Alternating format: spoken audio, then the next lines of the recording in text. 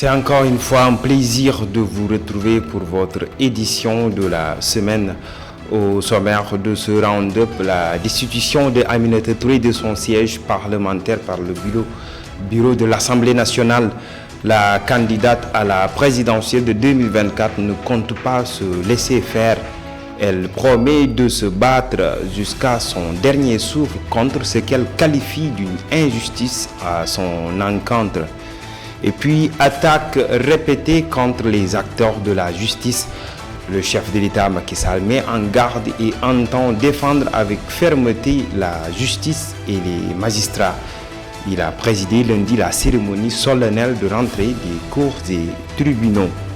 Et enfin, affaire suite beauté, l'ancien procureur Serigne Bassirou Gueye a livré sa part de vérité dans ce dossier. Accusé par Ousmane Sonko d'être impliqué dans le complot contre sa personne, il a apporté des clarifications et réfute la falsification du PV d'enquête interne de la gendarmerie. Le développement, c'est dans une poignée de secondes. Mesdames, Messieurs, bienvenue. La messe est dite concernant le cas Aminata Touré qui, depuis qu'elle a rejoint le groupe des non-alignés dans la 14e législature, n'a pas fait de cadeau à la majorité présidentielle. Elle a été destituée par le bureau de l'Assemblée nationale qui s'est réuni mardi pour statuer sur la demande du groupe parlementaire Benno Bokk Yakaar. Ainsi, Aminata Touré, conformément à la Constitution qui demande la perte de mandat d'un député qui démissionne de son groupe, a été éjecté de son siège après un vote du bureau. Il est ressorti de l'urne 10 voix pour et 6 voix contre. Le groupe parlementaire Liberté et démocratie du Parti démocratique sénégalais a été en phase avec cette décision parlementaire. Nous restons toujours sur ce sujet. L'ex-parlementaire de la coalition Benno Bokk Yakaar, destitué par le bureau de l'Assemblée nationale, Aminata Touré, se dit plus que jamais déterminé à faire face au président Macky Sall pour la restauration de la démocratie et de l'état de droit au Sénégal. Aminata Touré, qui faisait face à la presse jeudi, estime que la situation politique nationale actuelle demande la mobilisation de tous les citoyens pour barrer la route au chef de l'État Macky Sall pour toute tentative de briguer un troisième mandat. Aminata Touré appelle à une mobilisation massive autour d'une plateforme nationale de défense de la démocratie. Écoutons ses propos. Jamais dans ce pays, on a atteint ce niveau de haine. Je l'ai vu, je l'ai vécu à l'Assemblée nationale avec des camarades avec qui j'ai fait, comme j'ai dit, 5175 kilomètres. Même si nous ne sommes pas d'accord, nous n'avons pas besoin de nous haïr. J'ai vécu cette haine tous les jours. Jamais dans ce pays, nous avons vécu autant d'abus de pouvoir, d'exclusion, de sensibilités politiques différentes de celle du président Macky Sall, qui veut nous imposer sa quête d'un troisième mandat qui serait, je le rappelle, une violation de la Constitution, ce socle de notre République. Dans ce combat, j'y laisserai mon dernier souffle s'il le faut. Car avec lui, je m'attends à tout. Je dis bien à tout. Et je suis préparé également à tout.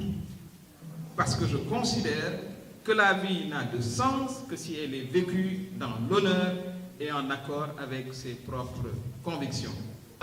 Les députés de la coalition Benno Bokk Yakaar n'ont pas attendu pour apporter la réplique suite à la sortie de leur ancienne collègue. Oumar Youm, président du groupe parlementaire de Benno Bokk Yakaar, considère que Aminata Touré a abandonné le parti. Selon lui, son ancienne camarade a rompu avec les liens qu'elle avait avec le parti, a-t-il expliqué à l'occasion d'une conférence de presse jeudi. Écoutons Maître Oumar Youm. La démission de Mme Aminata Touré résulte d'un ensemble d'actes, de déclarations et de comportements caractérisés comme tels par le règlement intérieur et le statut de notre parti. Le troisième point est relatif à la portée éthique et morale de la décision du bureau. Au-delà de sa conformité juridique, Le bureau de l'Assemblée nationale a pris une décision en parfaite convenance avec ses pratiques parlementaires. Cette décision prise à une majorité écrasante des membres du bureau réconcilie la fonction parlementaire avec l'éthique, la dignité et la morale. Et puis parlons du transport. Les transporteurs ont mercredi procédé à la suspension de leur mot d'ordre de grève quelques heures après avoir rencontré le khalife général des Mourides à Porokhane. Alassane Ndoye et ses camarades ont fait l'annonce à Nioro. En effet, ils ont décidé de donner une suite favorable à la demande formulée par le patriarche. Ainsi, le trafic a depuis jeudi retrouvé son cours normal, le temps de célébrer Sokhna Diarra Bousso. Les transporteurs envisagent de revenir à la charge juste après si l'État ne prête pas une oreille attentive à leurs revendications. Écoutons les transporteurs. ñun ba ñuy dem dañu ni sëñ bi woo nañu kon nan dem wuy jugo bi ñu ko wuy jee wax nañu ko li nga xam ne mooy suñu jafe-jafe muy 22 mesures yi nga xam ne état jël na ko te nangu nu cee teggi dara Mbàkke ñu jub màggal gi nu ñëw di la wax maanaam jafe-jafe bi ñu état teg bi ñu ko waxee nag ba pare dama ko wax rek yem sa mu wool ma boppam ma dugalaat sama bopp si biir yéen a ngi koy gis mu ni wax nga ba pare kat waaye màggal gi laa bëggoon nga wax dama bëgg grève bi ngeen bàyyi ko ba ñu màggal ba pare seen jafe-jafe yooyu ngeen wax bu soobee yàlla ak yonent bi danañ ci taxaw loolu damaa wax ni man day waxuma man en tant que taalibe Cheikh Amadou Bamba waaye damaa wax ni ku dib jullit da nga xam te ne bi beneen kër bu nu ci demoon bu nu santee loolu la ñuy def parce que dañoo am cër ci ñun ñu am cër ci ñoom moo tax bi mu ñu ñaanee loolu ñun ña fa teewoon ñëpp d'accord nañ ci ñu may sëñ bi loolu mesures yooyu nga xam ne teg nañ ko te d'accord gu ak ñoom dinañu surseoir mot d'ordre bi ba keraa nga xamante ni bi màggal gi jàll na waaye nag dinaa leen wax leen bu màggal gi jàll danañ dellu si sëñ bi. Et puis parlons de l'accident de 6 kilos. En bref, donc, le tribunal de grande instance de Kaolack a donné son verdict dans le cadre de l'accident survenu à hauteur du village de 6 kilos et qui a fait 42 morts. Biram Tine et Moussa Sow, qui sont les propriétaires des véhicules, ont été condamnés à 2 ans d'emprisonnement assorti de sursis. Ils doivent payer une amende estimée à 106 000 francs CFA chacun. Pour rappel, le maître des poursuites avait requis 2 ans, dont 1 an ferme pour Moussa Sow et 1 an, dont 6 mois ferme pour Biram Tine. Nous y reviendrons. Parlons de toute autre chose concernant donc la présidentielle de 2024. Face à la presse, mardi 24 janvier 2023, le leader du grand parti Malick Gakou n'a pas manqué de mettre en garde le président Macky Sall sur une éventuelle 3e candidature après des multiples investitures par ses militants. Selon lui, tous les maux du Sénégal se résument à ce dernier et croit qu'il demeure l'alternative. Écoutons Malick Gakou. Wow, pendant fukki at ak ñaar ñu jox leen doxalal nga doxal ba egsi fii tey réew mi ndóol réew mi sonn réew mi jaaxle waaw xanaa nag yow war ngaa doyal nag waaye nag bu doyalul ah je pense que loolu Sénégal yi tontu nañ ko danañ ko 3e candidature moom du am 3e candidature du am te bu ko bëggee du ko bëggee daañu ko génne réew mi génne ko réew mi nag mooy lan mooy Sénégal sénégalais yi ñoo moom Sénégal sénégalais yi ñoo moom Sénégal kon nag sénégalais yi ñoo moom seen réew Macky Sall mënul forcer sénégalais yi ne moom Macky Sall moom moom Sénégal bu bëggee forcer nag daañu ko forcer parce que ku bëgg a forcer peuple daa dana forcer loolu moo tax ci xeex boobu nga xam ne dafa koo teg pour ne day am 3e candidature ñu koy wax ci biir ay mbooloom en tout cas ñi ma àndal mooy la coalition Manko Yewwi Sénégal ñooy nekk ci kanamu xeex bi nga xam ne nii mooy xeex 3e candidature boobu. Le chef de l'État Macky Sall, qui présidait donc mardi la cérémonie solennelle de rentrée des cours et tribunaux, a sifflé la fin des attaques contre la justice elle-même et les magistrats, suite à la dernière sortie musclée du leader du PASTEF, les Patriotes, Ousmane Sonko, contre la justice. Pour le président Macky Sall, la restauration de la confiance des citoyens envers la justice n'est pas un sujet nouveau, mais cela ne donne raison à personne pour s'attaquer à la justice et ceux qui l'incarnent. À cet effet, le chef de l'État estime que l'État prendra toutes ses responsabilités en ce sens. Écoutons le chef de l'État. La confiance des citoyens en la justice n'est pas une exclusivité de notre pays. Dans un pays partenaire,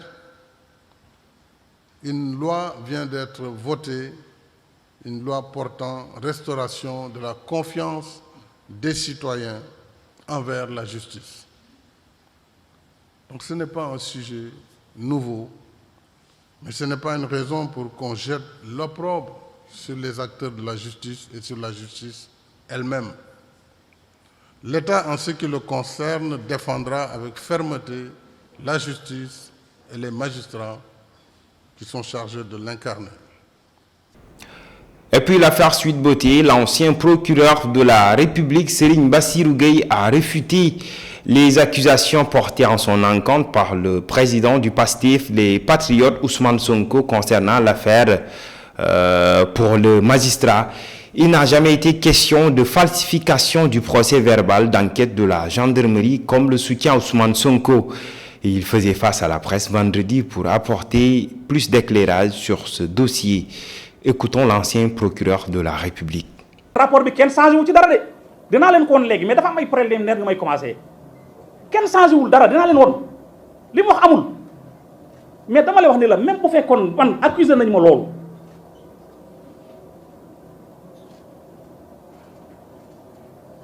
capitaine Touré moo jóg ni Serigne Bassirou Gueye moo wax commandant Mbengue am na ku ma dégg ku tudd Pape Alé Niang defe naa bokkul ci complot bi dégg ngeen tontu yi mu wax ci commandant Mbengue donte indiwul lépp am na sax lu mu ci yokk parce que dafa ne commandant Mbengue nee na PV bu dem parquet di def aller-retour amul benn procès verbal la boo xam ne daal moom moo ko corrigé bi mu koy corrigé procureur def na ko ay remarque la ñu bind loolu Pape Alé moo remarque Pape Alé nag remarque moo ko xaw a taw yi ni remarque mooy dugalal lii génnee lii et cetera da ngeen ko dégluwaat mais moom ci li mu liir commandant bi remarque la wax remarque mooy ci tubaab ay seetlu maanaam remarque naa ne nangam da ngaa naan maanaam seetlu naan nangam bokkul ak instruction man mooy nga di ko dindil wala defal te am naa ci sañ-sañ mais moom remarque la wax maanaam dafa ay seetlu.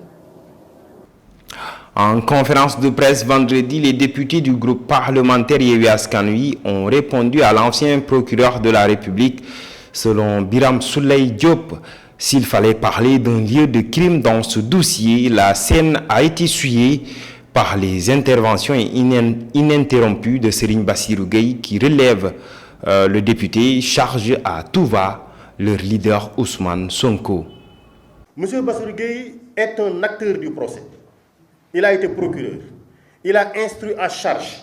Il a tout fait pour que ces charges-là soient créées, manipulées. S'il fallait parler d'un lieu de crime, c'est un lieu de crime qui a été souillé par les interventions ininterrompues de Serigne Bassirou Gueye.